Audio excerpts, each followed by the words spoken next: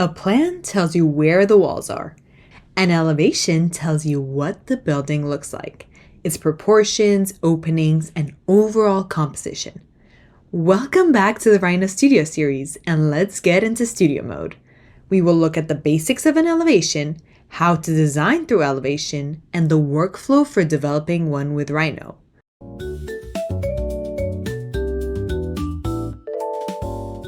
But before we start drafting, what is an elevation? An elevation is a face your building shows the world. It is projected onto a vertical plane, shows one building face, displays height, openings, and form, and helps explain exterior design. There's no perspective, so nothing shrinks as it moves away. So every dimension you measure is true. Let's make a quick comparison. A plan is a horizontal cut through the building. An elevation is that same logic rotated 90 degrees. One for each building face, north, south, east, and west. One thing to note is that each elevation is named for the direction the building face is facing, not the direction the viewer is facing. This is also where the roof stops being an assumption. In plan, it's implied. In elevation, it becomes a decision. Slope, height, overhang, no overhang, or how it meets the wall below. A good elevation carries 4 families of information. Building form, which is the wall surface and mass, the overall silhouette, and the roof line or parapet. Openings, which contain doors, windows, large glazed areas, or entryways. Ground and context, which is the ground line the building sits on, neighboring buildings, and people, trees, and cars for scale. And facade elements such as panels, materials, and shading devices. Together, these elements explain the exterior. Here's the part that often trips up beginners. An elevation is flat, so there's no perspective to create depth. Instead, depth comes from graphic hierarchy. Now, let's move from the lightest information to the heaviest. Shading layers use 25, 50, or 75% tones to distinguish planes and place the deepest recesses into shadow. Thin lines describe elements that sit farther from the viewer. Medium lines establish the baseline work and carry the middle depth of the drawing. Thick lines identify the elements closest to the viewer, while a heavier line weight clarifies the building's overall silhouette. And finally, the ground line reads heaviest of all because it anchors the elevation to the site. Together, this hierarchy helps the drawing communicate what is closest, what recedes, and what should be read first. But here's the real point. An elevation is not just an exterior view. It is a way of organizing proportion, rhythm, depth, and composition. It answers a series of important design questions. First, how should the facade be balanced? That is proportion. The overall height needs to feel appropriate in relation to the building's width, while doors, windows, and other openings should be carefully sized and aligned. These relationships help the building's major forms remain balanced, clear, and easy to understand. Next, how should elements repeat across the facade? That is rhythm. Repeating openings, spacing elements consistently, and maintaining shared alignments creates visual order. Repetition does not mean that every element needs to be identical. Variation can be introduced when it has a purpose, such as emphasizing an entrance or responding to a specific interior space. Then, what should read forward or recede? That is depth. Elements closest to the viewer should receive greater emphasis, while recessed parts can be drawn lighter or placed in shadow.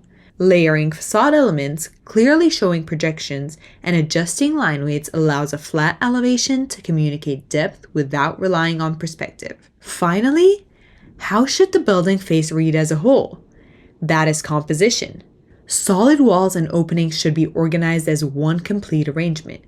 The elevation should feel anchored to the ground, the primary face should be clearly framed, and the relationship between the roof and the wall should feel intentional. Together, these decisions give the building a clear visual identity. Now, let's draft our elevation together in Rhino. Follow along and pause whenever you need to.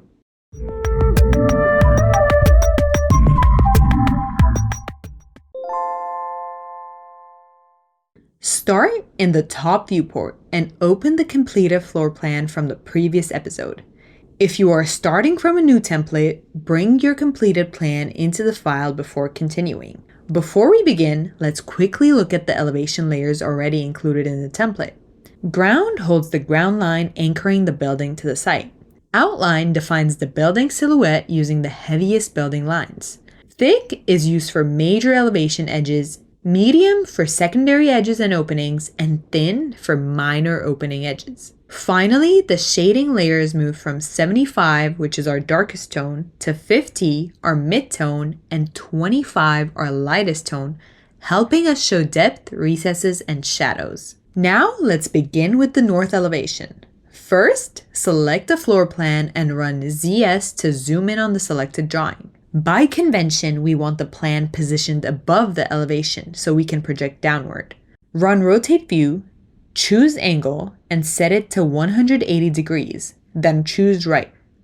This orients the north face along the bottom of the viewport and prepares the plan for projection. Let's note that only the viewport rotates. The floor plan geometry remains fixed, so its coordinates and alignment do not change. We can now develop the north elevation below the plan. In architectural drafting, projecting means extending construction lines from one drawing into another so the drawing remains aligned. And that's the logic we're going to use in order to develop our elevations. Now let's get into it. Switch to the ground layer and draw a ground line on the floor plan matching the width of the building. Then move that line down and leave enough space in order for us to build our elevation. Next, draw a vertical construction line downward from one outside edge of the plan and offset it 3 feet outward.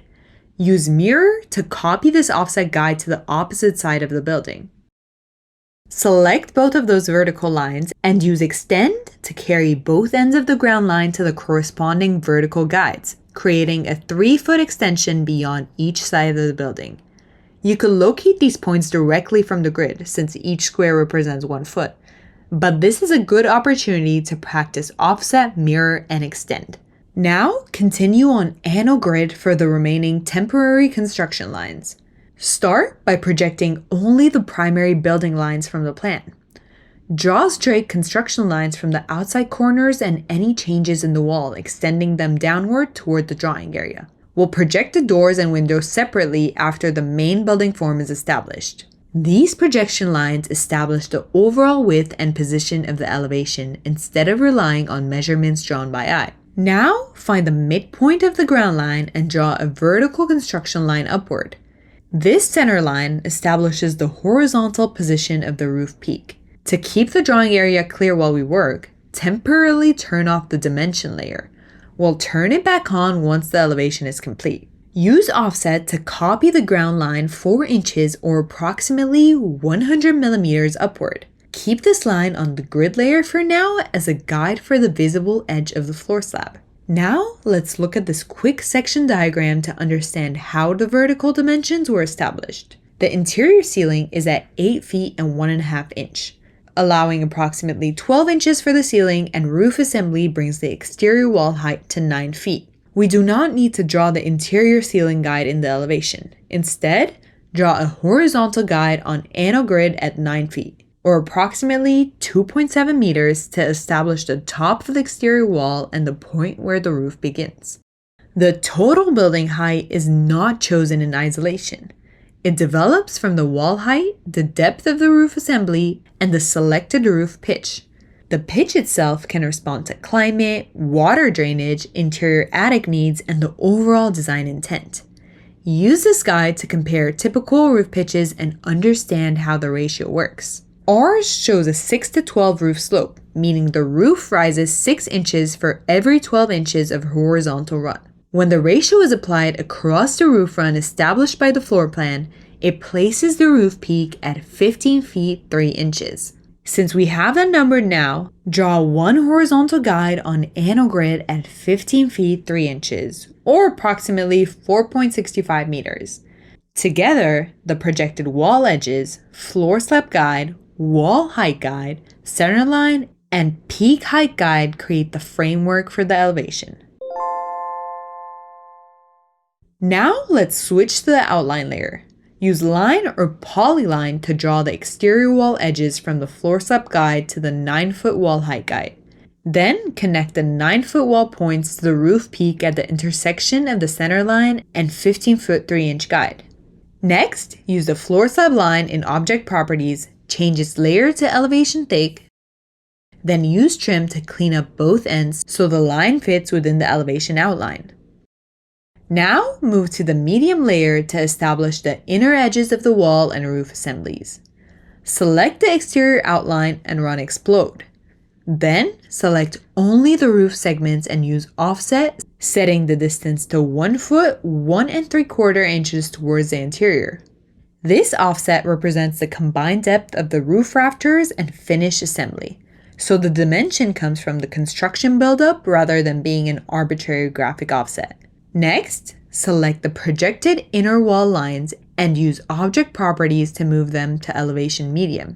Use trim to clean up the overlapping line work and connect the walls to the offset roof profile.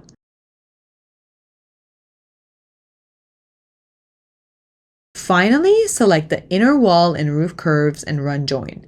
You now have both the exterior silhouette and the inner assembly outline of the elevation. With the main building form and assemblies established, return to Anno Grid. Begin by projecting vertical construction lines from both edges of every door and window shown in the floor plan. Extend these lines into the elevation drawing area. They establish the horizontal position and width of each opening before we had the height information. Because we know that one of these openings is a door, draw a horizontal guide at 6 feet 8 inches or 2.1 meters to establish the door height. Doors begin at the finished floor, so this guide marks the top of the opening. Then, offset this line by 4 inches to establish the horizontal framing member that separates the lower window panels from the glazing above. Rather than limiting the design to rectangular windows along the bottom of the facade, let the window composition respond to the roof form. Select the inner roof profile and offset it by 1 foot 8 inches downward. Then, offset that line by 2 inches to establish the thickness of the sloped upper window frame. Now, use trim to clean up any projected lines that cross the elevation or extend beyond the silhouette and join our window elements. Toggle Anno Grid off and on as a visual check to confirm the walls, openings, and shared heights remain aligned with the plan. Once the elevation has been checked, delete the temporary construction lines. Next, switch to Elevation Shade 25. Select the closed window boundaries and use Hatch to apply a light shading tone to the glass.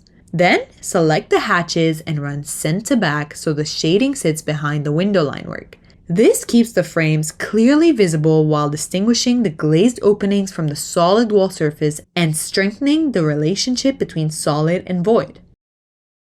At this point, turn on PrintDisplay. The line weights should already create a sense of depth. The ground line anchors the drawing, the outline layer defines the overall form, and the thick, medium, and thin layers distinguish what projects forward from what recedes. Once the line work is complete, finish the north elevation by adding key dimensions and any necessary nodes on the annotations layer. Once this is all complete, run Plan to return the viewport to its original top view. Now that the north elevation is complete and the viewport has returned to the top view, set up the west elevation. Run Rotate View, choose Angle, set it to 90 degrees, and then choose Right to orient the west face along the bottom of the viewport. With the west face oriented toward the drawing area, and repeat the same sequence. Establish the construction framework, draw the outline, thick and medium line work, then project the doors followed by the windows, and finish with the thin details. As you develop the openings, use a door and window dimension cheat sheet included with this episode. It provides a quick reference for common door and window sizes, along with typical sill and header heights, so you can establish the openings consistently as you draft. For a long elevation like this one, pay close attention to the line weight hierarchy. Place the building's outside perimeter to the outline layer. Horizontal lines that describe major edges go on thick layer. Draw the outer window frames on the medium layer and the inner frames and window divisions on the thin layer. This keeps the building's overall form clear while allowing the window details to read as more recessed information. Finish with the remaining thin lines, shading, dimensions, and nodes. Something worth noting is that designing an elevation may lead you to revise the plan. If you discover a window arrangement that creates a stronger facade than the one originally shown in plan, adjust it here and then update the plan to match it. Plans and elevations are not developed in isolation. They communicate back and forth, with decisions in one drawing informing and improving the other. When the west elevation is complete, run plan again to return to the top view. We now have developed 2 elevations completely, but the same process applies to the remaining building faces. Use the same workflow to complete the east and south elevations. Once the 4 unfolded elevations are complete, we can create an optional presentation elevation that includes the site context. Copy one completed elevation into a separate drawing area and align it with the corresponding face of the site plan. Use Rotate View again to orient the viewport so you can project directly between the drawing without rotating the original geometry. Now, let's draw the site boundary using the same site layer and graphic settings established in the site context episode. Extend the ground line across the full view. Now, let's add our remaining elements. Copy the tree symbol from the template and place it according to its position in the site plan. Then, use the projection line method to locate the main house and any other surrounding built elements. Keep the surrounding context on the lighter, medium, or thin layers so the ADU elevation remains at the forefront. Including this context is important because site slope or topography, connections to nearby elements, and conditions beyond the property can all influence design decisions. Once the contextual elevation is complete, run plan to return the viewport to its original top view. This copied elevation does not need to remain where it was constructed. Selected, use Gumball to rotate the drawing and move it to place it in your preferred location. The original unfolded elevations can remain focused on the direct relationship between the plan and each building face, while this separate context elevation shows how the building sits within its site.